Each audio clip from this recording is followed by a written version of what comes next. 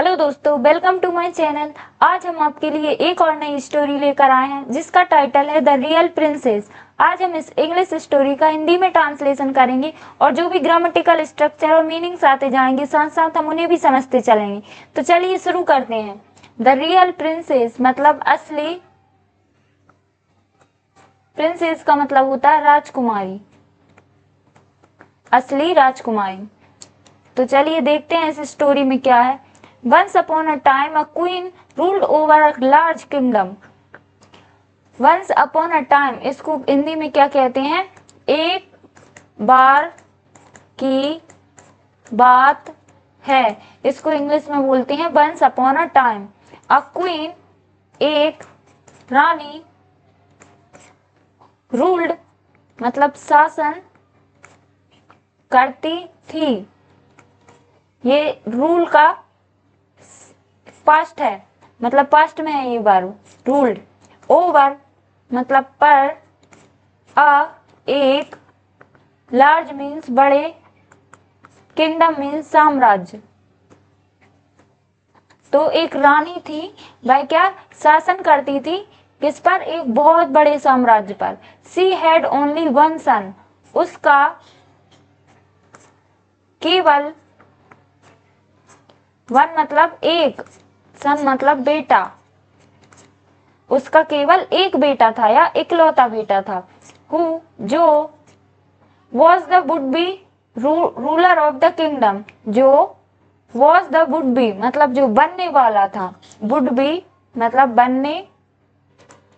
बनने वाला था या होने वाला था, क्या? रूलर मीन्स शासक, ऑफ मतलब का, द किंगडम मीन्स साम्राज्य।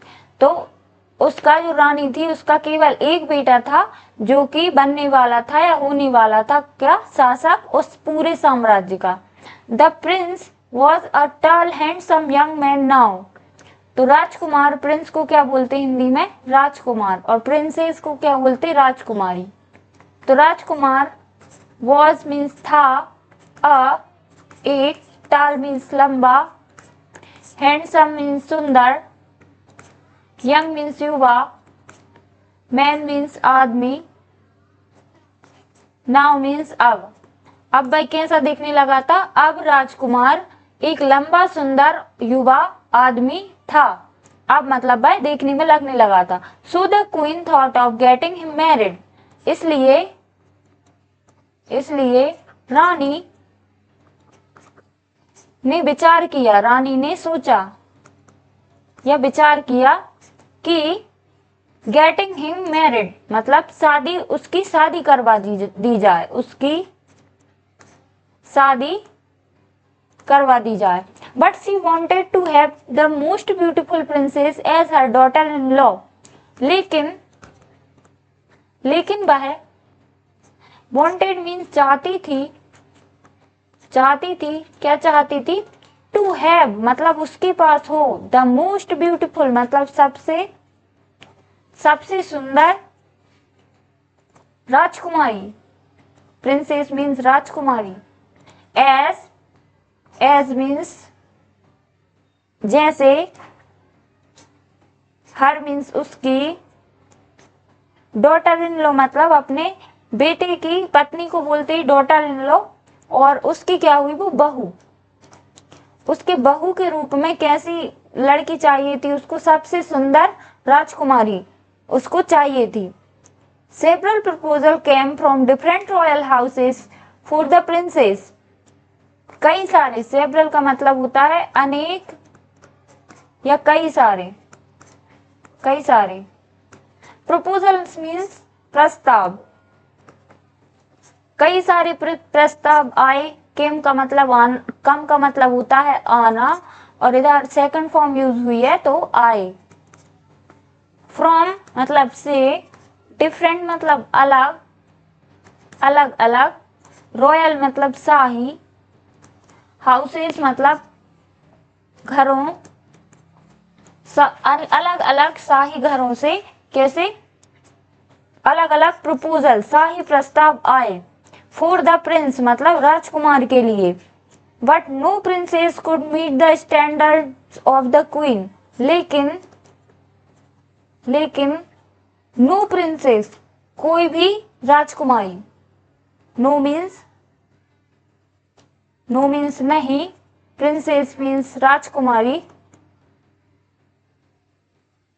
कुड मीट मतलब मिल सकी या मिल पाई, द स्टैंडर्ड मीन्स स्तर, ऑफ मतलब के, द क्वीन मतलब रानी।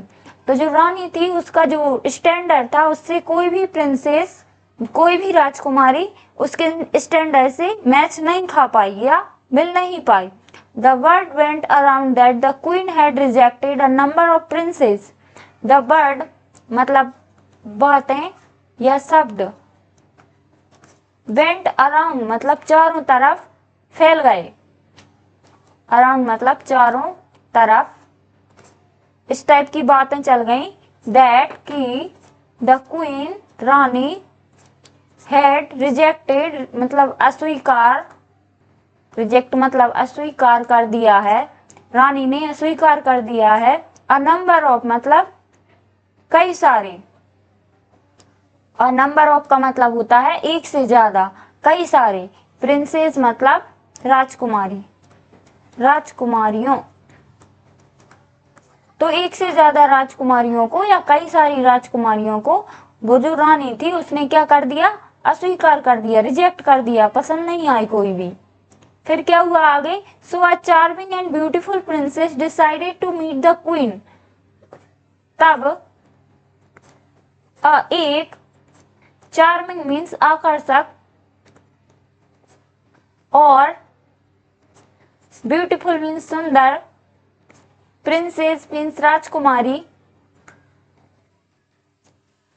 डिसाइडेड मतलब निर्णय लिया, निर्णय लिया, टू मीट मिलने का, द क्वीन रानी से मिलने का, एक बहुत आकर्षक और एक सुंदर राजकुमारी ने निर्णय लिया।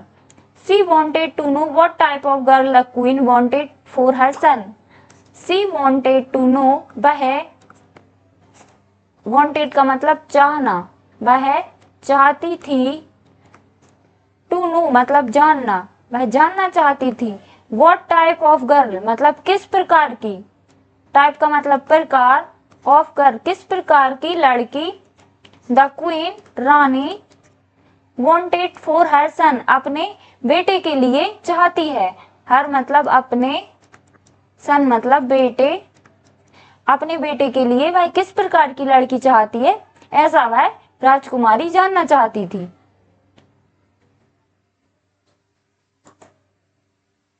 So she made up her mind to go personally and see the queen. इसलिए she made up her mind, उसने बनाया अपना,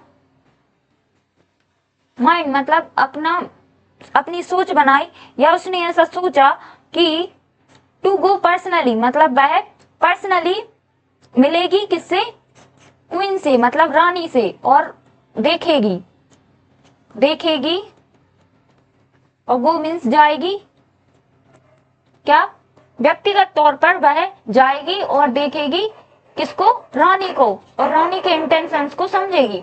the princess sent a message to the queen ahead of her departure. The princess राजकुमारी, sent a message मतलब भेजा, एक संदेश, राजकुमारी ने एक संदेश भेजा, टू द क्वीन रानी को, अहेड के पहले, ऑफ हर उसके, डिपार्चर मतलब आगमन, उसके आगमन के पहले उसने क्या भेजा, एक संदेश भेजा, किसको, रानी को। The queen got a beautiful room in the palace ready for her to stay. The queen रानी या वह राजकुमारी, गॉट प्राप्त किया, एक ब्यूटीफुल रूम मतलब सुंदर कक्ष या सुंदर कमरा, इन अ पैलेस मतलब महल में, महल में, रेडी तैयार करवाया गया था, जो फॉर हर उसके लिए, टू स्टे मतलब रुकने के लिए। तो the queen got a beautiful room in the palace, मतलब राजकुमारी ने एक कमरा प्राप्त किया, उन्होंने उसको रुकने के लिए एक कमरा दिया। कहाँ पर? महल में, जो कि उसके रुकने के लिए तैयार करवाया गया था। When the princess reached the palace, जब राजकुमारी reached मतलब होता है पहुंची कहाँ? द पैलेस मतलब महल में। जब वह राजकुमारी पहुंची, she was led to the room meant for her, तो उसे लेड मतलब ले जाया गया, ये पैसिव है पास्ट का। शी वॉज लेड ले जाया गया टू द रूम मतलब कक्ष में, जो कि उसके लिए तैयार किया गया था या तैयार करवाया गया था। मेंट का मतलब होता है मतलब या किसी पर्पस से या किसी व्यक्ति के लिए जो चीज तैयार करवाई गई हो। मेंट फॉर के लिए, हर मतलब उसके लिए वह कक्ष जो तैयार करवाया गया था, उसमें उस राजकुमारी को ले जाया गया। The queen wanted to know how sensitive the princess was, तो रानी वॉन्टेड टू नो जानना चाहती थी। नो का मतलब होता है जानना। क्या जानना चाहती थी? हाउ सेंसिटिव मतलब कितनी सेंसिटिव का मतलब होता है संवेदनशील, कितनी संवेदनशील द प्रिंसेस मतलब राजकुमारी, वॉज मतलब थी। तो यह क्या जानना चाहती थी? वह रानी जानना चाहती थी कि यह राजकुमारी कितनी संवेदनशील है, कितनी नाजुक और कोमल है। So she laid 2 green peas on the bed meant for the princess, इसलिए सी उसने या वह, लड़की के लिए सी यूज होता है, लड़के के लिए ही।